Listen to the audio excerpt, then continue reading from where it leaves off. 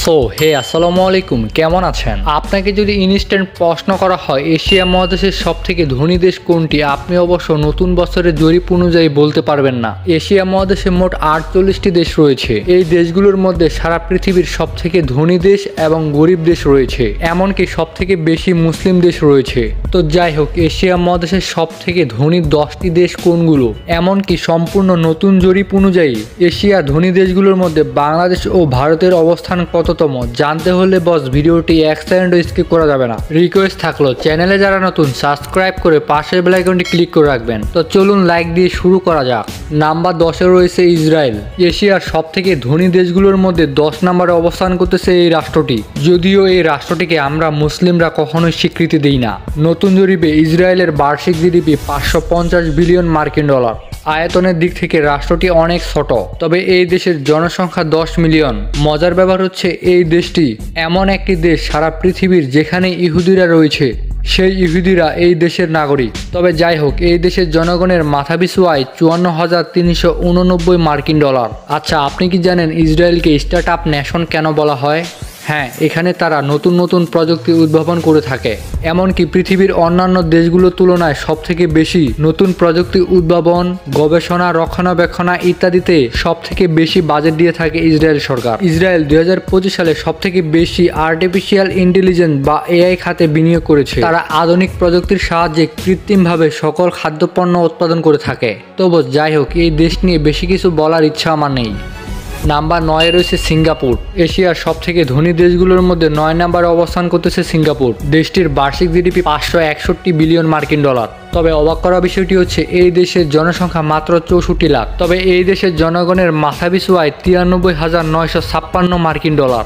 আরেকটি অবাক করা বিষয়টি হচ্ছে এই দেশে আপনি যদি এক রাত থাকার জন্য যান তাহলে আপনাকে মোটামুটি 30,000 টাকা গুনতে হবে, যার ফলে পৃথিবীর সবথেকে ব্যয়বহুল দেশগুলোর মধ্যে সিঙ্গাপুর অন্যতম। পৃথিবীর সবথেকে বড় বড় বাণিজ্যিক ব্যাংকগুলোর সদর দপ্তর এই সিঙ্গাপুরে অবস্থিত। এমনকি পৃথিবীর সবথেকে বড় বড় আইটি কোম্পানির সদর দপ্তর এখানে অবস্থিত। তবে এই দেশের প্রধান আয়ের উৎস হচ্ছে তেল পরিশোধন ও পেট্রোকেমিক্যাল শিল্প। তবে এই দেশটি বস একটু অদ্ভুত, কেননা এই দেশে সম্পূর্ণ চুইনগাম চাবানো নিষিদ্ধ।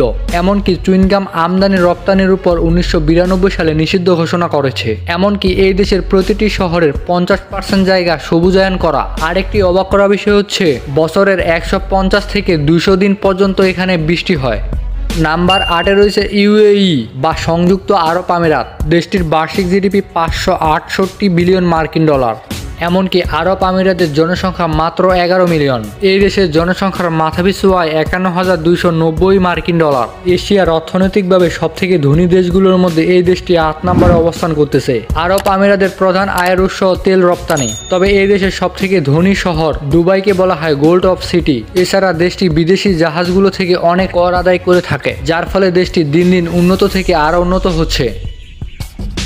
নাম্বার 7-এ রয়েছে সৌদি আরব। এশিয়ার সবথেকে অর্থনৈতিকভাবে ধনী দেশগুলোর মধ্যে 7 নম্বরে অবস্থান করতেছে সৌদি আরব। এই দেশের বার্ষিক জিডিপি 1.13 ট্রিলিয়ন মার্কিন ডলার। সৌদি আরবের জনসংখ্যা 37 মিলিয়ন। এই দেশের জনগণের মাথাপিছু আয় 65,440 মার্কিন ডলার। যেমনটা আপনারা জানেন, সৌদি আরবের প্রধান আয়ের উৎস তেল রপ্তানি। তবে বর্তমান সৌদির বাদশার কল্যাণে পর্যটন খাত থেকে প্রচুর পরিমাণ বৈদেশিক অর্থ উপার্জন করে থাকে দেশটি। তবে 2025 সালে সৌদি আরবের বার্ষিক জিডিপি আরও বেশি হওয়ার কথা ছিল, কেননা বর্তমান সৌদির বাদশা বিভিন্ন প্রজেক্টে কাজ চলমান রয়েছে, যার ফলে সেখানে অনেক অর্থ ব্যয় হয়ে যায়। এছাড়াও প্রতি বছর হজ করার জন্য সারা পৃথিবীতে লক্ষ লক্ষ মুসলিমরা যায়। তাদের থেকে ট্যাক্স নিয়ে দেশটি আরও ধনী হচ্ছে। নাম্বার 6-এ রয়েছে টার্কি। এশিয়ার সবথেকে ধনী দেশগুলোর মধ্যে টার্কি 6 নম্বরে অবস্থান করতেছে। তবে এই দেশটি নিয়ে একটি মজার ব্যাপার হচ্ছে দেশটির 3 ভাগের 2 ভাগ এশিয়া মহাদেশে, এমনকি বাকি 1 ভাগ ইউরোপ মহাদেশে অবস্থিত। তো যার ফলে আপনাদের মধ্যে কনফিউশন হতে পারে। টার্কির বার্ষিক জিডিপি 1.45 ট্রিলিয়ন মার্কিন ডলার। যেমনটা আপনারা জানেন, টার্কি মুসলিম বিশ্বের সবথেকে প্রভাবশালী দেশ। এমনকি এটি একমাত্র দেশ যে দেশের সাথে স্বয়ং মার্কিন যুক্তরাষ্ট্রের প্রতিনিধিরাও বাকযুদ্ধে জড়ায় না। তো যাই হোক, টার্কি মিলিটারির দিক থেকে অনেকটা উন্নত অন্যান্য দেশের তুলনায়। টার্কির জনসংখ্যা মাত্র 86 মিলিয়ন। তবে এই দেশের জনগণের মাথাপিছু আয় 15,111 মার্কিন ডলার। দেশটির প্রধান আয়ের উৎসগুলোর মধ্যে অন্যতম কৃষিক্ষেত্র, প্রযুক্তি ক্ষেত্র, এমনকি বর্তমান সময়ে আধুনিক ড্রোন উৎপাদনে শীর্ষ দেশে পরিণত হয়েছে। তবে এটা বাস্তব 2030 সালের মধ্যে প্রধান আয়ের উৎস হবে অস্ত্র বিক্রি। নাম্বার 5-এ রয়েছে ইন্দোনেশিয়া। এশিয়ার সবথেকে বৃহৎ অর্থনীতির দেশগুলোর মধ্যে 5 নম্বর অবস্থান করতেছে ইন্দোনেশিয়া। দেশটির বার্ষিক জিডিপি 1.49 ট্রিলিয়ন মার্কিন ডলার। ইন্দোনেশিয়ার জনসংখ্যা 284 মিলিয়ন। তবে এই দেশটি পৃথিবীর একমাত্র মুসলিম দেশ যেখানে সর্বোচ্চ মুসলিম বসবাস করে। পৃথিবীর এর থেকে বেশি মুসলিম কোনো দেশে নেই। ইন্দোনেশিয়ার জনগণের মাথাপিছু আয় 5,247 মার্কিন ডলার। ইন্দোনেশিয়ার প্রধান আয়ের উৎস হচ্ছে পৃথিবীর সবথেকে বেশি কৃষি পণ্য রপ্তানি করে থাকে বিদেশে। দেশটি পাম তেল, কফি, চা উৎপাদনে শীর্ষ দেশ। তবে এই দেশের ভৌগোলিক অবস্থান বেশ জটিল, কেননা হাজার হাজার দ্বীপ নিয়ে গঠিত এই দেশটি। তবে ইন্দোনেশিয়া প্রচুর পরিমাণ প্রাকৃতিক সৌন্দর্যে ঘেরা দেশ হওয়ায় প্রতি বছর লাখ লাখ পর্যটন এই দেশে বেড়াতে আসে। এছাড়া পৃথিবীতে কমোডো ড্রাগনের জন্য ইন্দোনেশিয়া বিখ্যাত। ইন্দোনেশিয়ার বেশ কিছু দ্বীপে কমোডো ড্রাগন পাওয়া যায়। নাম্বার 4-এ রয়েছে সাউথ কোরিয়া। বর্তমান সময়ে আমাদের দেশের প্রবাসীরা বিদেশে যাওয়ার ক্ষেত্রে টপ প্রায়োরিটি দিয়ে থাকে সাউথ কোরিয়াকে, কেননা দেশটি দিন দিন অনেকটা উন্নত করতেছে। 2025-এ সাউথ কোরিয়ার বার্ষিক জিডিপি 1.94 ট্রিলিয়ন মার্কিন ডলার। কি ভাবা যায়? সাউথ কোরিয়ার জনসংখ্যা মাত্র 52 মিলিয়ন। এমনকি দেশটির মাথাপিছু আয় 37,674 মার্কিন ডলার। বর্তমান সময়ে সাউথ কোরিয়া আইটি সেক্টরের ক্ষেত্রে সারা পৃথিবীতে বিখ্যাত, কেননা সাউথ কোরিয়ার গেমিং ইন্ডাস্ট্রি পৃথিবী বিখ্যাত। এমনকি দেশটি আধুনিক যন্ত্রপাতি সহ বিভিন্ন ধরনের মারণাস্ত্র উৎপাদন করে সারা পৃথিবীতে রপ্তানি করে থাকে। তো যাই হোক, ভবিষ্যতে আপনি পৃথিবীর কোন দেশে যেতে চান অবশ্যই কমেন্টে জানাবেন। নাম্বার 3-এ রয়েছে ইন্ডিয়া। এশিয়ার বৃহত্তম অর্থনীতির দেশগুলোর মধ্যে 3 নম্বর অবস্থান করতেছে ইন্ডিয়া। দেশটির বার্ষিক জিডিপি 4.27 ট্রিলিয়ন মার্কিন ডলার। কেননা নতুন জরিপে দেশটিতে প্রায় 145 কোটি জনসংখ্যা রয়েছে। ইন্ডিয়ার জনগণের মাথাপিছু আয় 2,940 মার্কিন ডলার। ইন্ডিয়ার প্রধান আয়ের উৎস হচ্ছে তেল, গ্যাস, এমনকি বুদ্ধি রপ্তানি করা। তো যাই হোক বস, ইন্ডিয়া কি কি রপ্তানি করে থাকে তা আমরা অবশ্য জানি।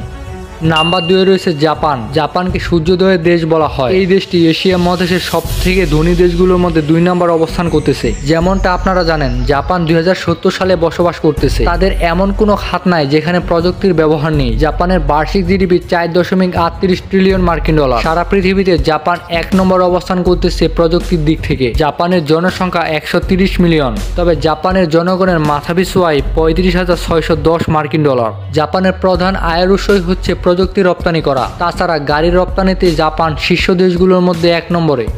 নাম্বার 1-এ রয়েছে চায়না। এশিয়ার সব থেকে বড় অর্থনীতির দেশ চায়না। এমনকি পৃথিবীর সব থেকে ধনী দেশগুলোর মধ্যে 2য় নম্বর অবস্থানে রয়েছে চায়না। চায়না 2025 সালে বার্ষিক জিডিপি 19.5 ট্রিলিয়ন মার্কিন ডলার। দেশটির জনসংখ্যা প্রায় 142 কোটি। তবে যাই হোক, পূর্বের তুলনায় দেশটির জন্মহার কিছুটা কমেছে। এত জনসংখ্যা হওয়া সত্ত্বেও চায়নার জনগণের মাথাপিছু আয় 12,784 মার্কিন ডলার। চায়নার প্রধান আয়ের উৎস হচ্ছে আধুনিক যন্ত্রপাতি বিক্রি করা। যেমনটা আপনারা জানেন, পৃথিবীর এমন কোনো জিনিস নাই যে চায়না কপি করে বিক্রি করে না। তো বস, এশিয়া মহাদেশের মোট 48টি দেশগুলোর মধ্যে বাংলাদেশ অর্থনৈতিকভাবে ধনী দেশগুলোর মধ্যে 15 নম্বর অবস্থানে রয়েছে।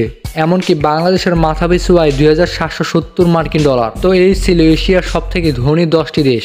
হ্যালো বন্ধুরা, বাংলাদেশের নাটকের ক্রাশ কিং কারা জানেন? তাহলে এই ভিডিওটি দেখুন। তো রিকোয়েস্ট থাকলো, চ্যানেলে যারা নতুন সাবস্ক্রাইব করে পাশের বেল আইকনে ক্লিক করে রাখবেন। আপনার প্রতিটি মুহূর্ত অনেক অনেক ভালো কাটুক এই প্রত্যাশায় আজকের ভিডিওটি শেষ করতেছি। আল্লাহ হাফেজ।